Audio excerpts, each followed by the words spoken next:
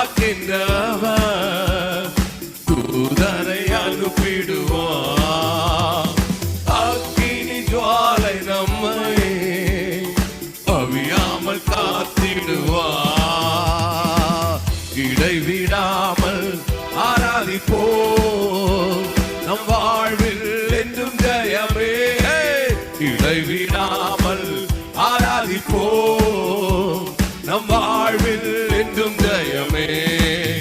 இடைவிடாமல் ஆராதிப்போம், உங்க சத்தம் கேட்கட்டும். நம் வாழ்வில் என்றும் ஜெயமே. இடைவிடாமல் ஆராதிப்போம், நம் வாழ்வில் என்றும் ஜெயமே.